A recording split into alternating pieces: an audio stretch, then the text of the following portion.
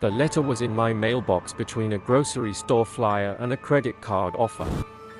No return address. Just my name, written in handwriting I hadn't used in years, rounded letters, the kind I wrote in college before life sanded down my optimism. Inside was a single sheet of paper, folded twice. My breath froze when I saw the first line. I'm you. 12 years from now. Do not go home tonight.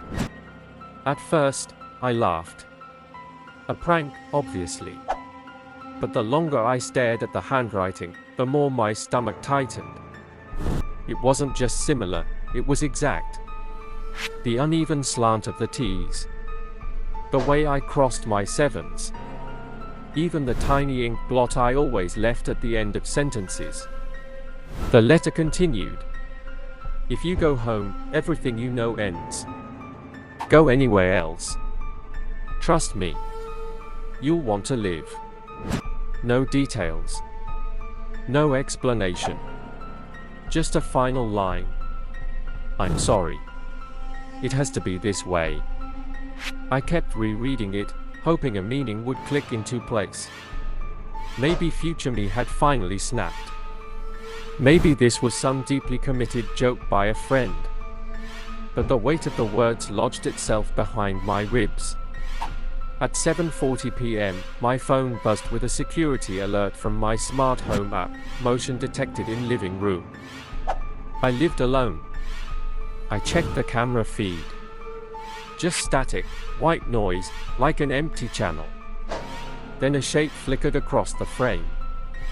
Human-shaped. Standing perfectly still. I slammed the app shut. Another alert, front door open.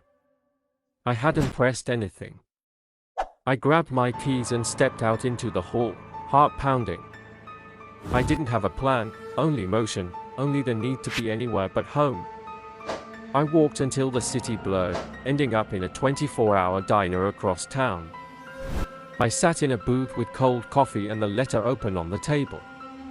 At 9:13 p.m., my neighbor called. Her voice shook. Your door's wide open. The lights are all on. I called the police. Are you okay? I didn't answer. I just stared at the letter. 10 minutes later, a detective called me. There's no sign of forced entry. Nothing stolen.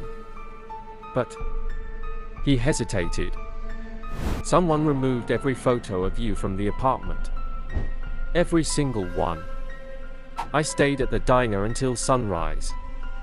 When I finally mustered the courage to return home, the place felt wrong, careless, as if someone had pressed pause on reality. On the kitchen counter was another envelope.